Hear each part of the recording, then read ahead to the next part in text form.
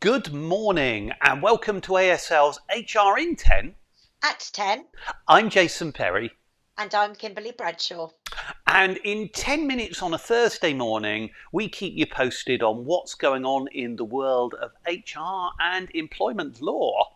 Um, I kind of think, Kimberly, this isn't an HR story this week. We've got to talk about Ukraine, haven't we?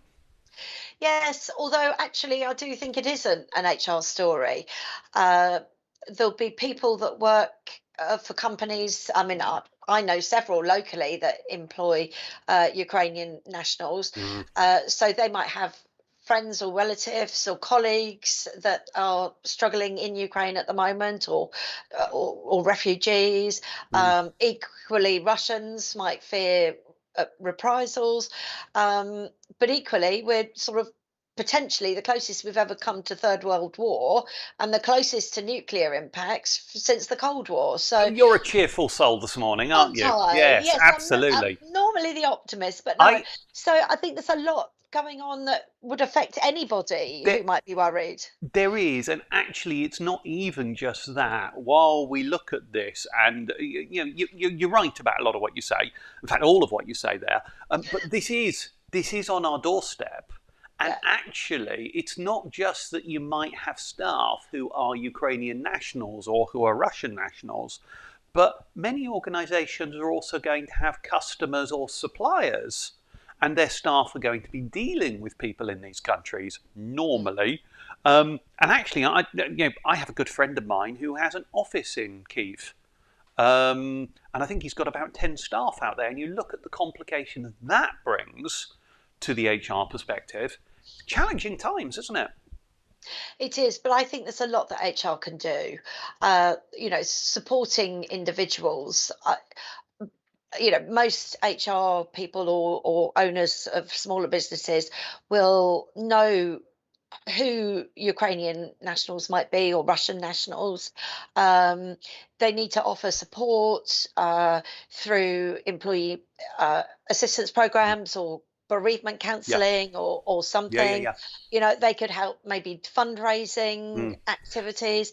And actually, immediately, I'm just going to kind of disagree with you on air for a moment. I No. am. It's going to happen. Good job Do we're you know? recording it. You're right. We do know who, let's say, is Ukrainian and who's Russian. But actually, on a point of, dare I say, discrimination, we need to do this openly. And this is about employee engagement, yours and my favourite phrase, and actually taking the whole workforce with us, not targeting at those people. Absolutely. I mean, it definitely needs to be done on a global basis for the organization and saying, if any, because as I said earlier, it's not just those two countries that are affected. Mm, Other people could be. yes. People might want to go and fight, Mm, whether they're Ukrainian or not, to support them.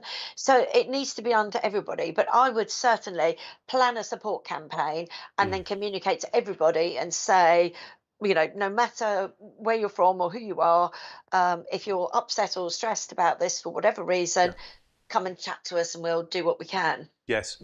And again, it's not. I mean, the obvious one is, I have a Ukrainian family member or I am Ukrainian and I'm worried.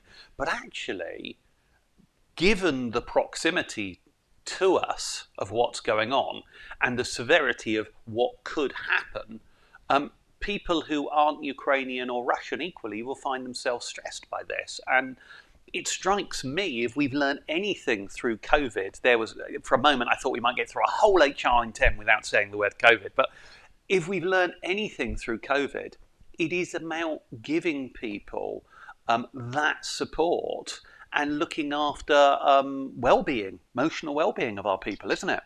Absolutely. I mean, certainly well-being policies rose significantly during the early days of COVID. And I think absolutely that's a time to, if you haven't got them in place, put them in place. And if you have got them in place, look at what you can do. But also, I think it was the mental health and well-being lady at ACAS said that you maybe relax some of your existing policies. So, Mm, use of mobile phones during working hours, um, helping people with communication, with family, um, be more open to using unpaid absence or special Yeah. paid leave, things like that. But equally, I think, as I said earlier, some form of Mm, bereavement yeah, yeah, yeah. And support. even from a kind of HR and payroll perspective, there maybe is something as simple as a kind of just giving support for, let's say, Ukrainian aid charities or something like. There's so many ways Yeah, in which, if at this time we can make our people, our staff, feel a little bit more comfortable with, I was about to say not more comfortable with what's going on, but more able to deal with what's going on. The honest answer is they become better workers, don't they?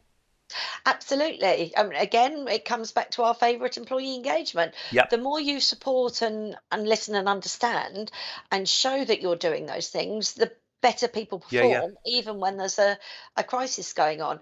I think there's more that line managers can do as well. Mm, So, maybe relaxing deadlines or being a little bit understanding, yes. maybe offering people some, physical support at work Mm, to help them move forward. yeah. So you might be watching this and thinking, oh no, another chore for me to do. But actually, I think this is enlightened self interest. You get looking after the people right and you get better performance and productivity, don't you? Absolutely. Employee engagement every Yes, time. totally, totally. So, whilst we're talking about that and talking about well-being, I kind of think that's a good cue to move on because there was some data, and I think if I recall correctly, it came out of some TUC research Yes. looking at you obviously seen the same piece. Looking loosely, I'm going to say retirement, but it's not exactly retirement, is it? No, what the survey seems to indicate is that uh, more over 50s are leaving through ill health rather than Mm, retirement, which is worrying. yes.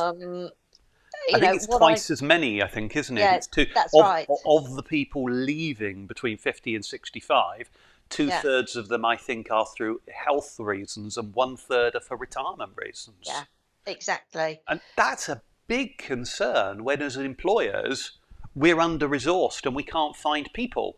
We can't find new job applicants. We can't persuade our people to stay, but they're leaving arguably for something that maybe we can influence.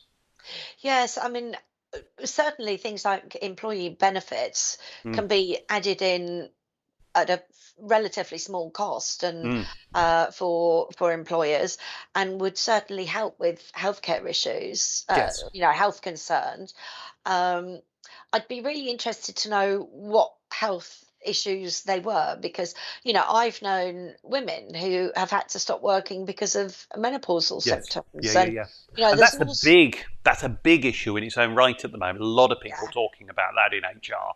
about But time too. yeah, well, yes, but in terms of looking at that point, and healthcare, we normally think of as a very expensive thing to provide to our people. Now, this data, actually, interestingly, the first piece of data I think was the 3 months running up to September 19. So that's pre-COVID, is really Mm. important.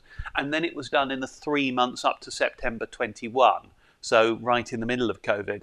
So I can't see this is, shall we say, pressure on the health service from COVID. This is a trend, isn't it?